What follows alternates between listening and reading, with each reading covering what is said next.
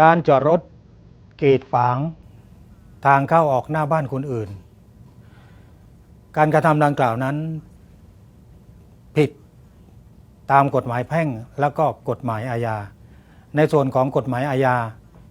ผิดตามกฎหมายอยู่3ลักษณะหรือ3ฉบับอันแรกก็คือผิดตามประมวลกฎหมายอาญาตามมาตรา397ซึ่งเป็นความผิดและหูโทษซึ่งกฎหมายได้วางหลักไว้ว่าผู้ใดก่อความเดือดร้อนรำคาญให้กับบุคคลอื่น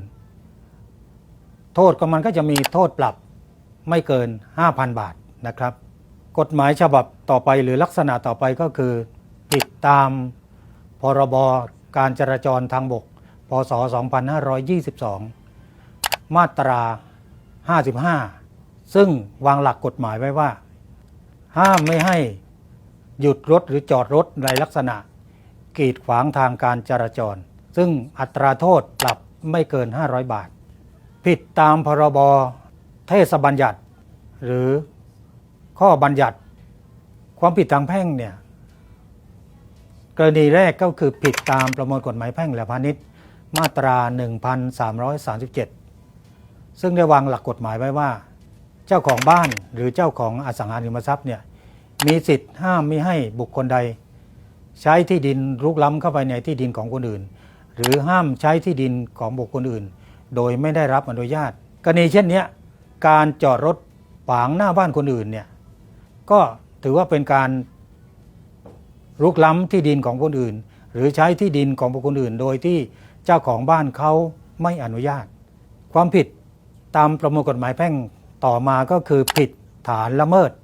นะครับตามประมวลกฎหมายแพ่งและพาณิชย์มาตรา420ซึ่งได้วางหลักกฎหมายไว้ว่าผู้ใดจงใจหรือประมาทเลินเล่อกระทำต่อบุคคลอื่นทำให้เขาได้รับความเสียหายต้องชดใช้ค่าสินไหมทดแทนข้อแนะนำนะครับในกรณีที่พบเห็นว่ามีการจอดรถขวางประตูทางเข้าออกที่หน้าบ้านลำดับแรกนะครับเมื่อพบเห็นแบบนั้นก็ให้ถ่ายภาพรถพร้อมกับทะเบียนรถ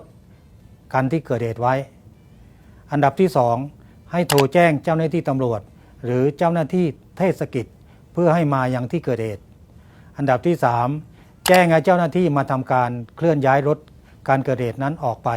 อันดับที่4ก็คือห้ามนะครับห้ามเลยห้ามทำลายรถคันนั้นนะครับอันดับสุดท้ายก็คือใช้สิทธิทางศาลโดยการฟ้องร้องดำเนินคดีเรียกค่าสินไหมทดแทนดังกล่าวครับ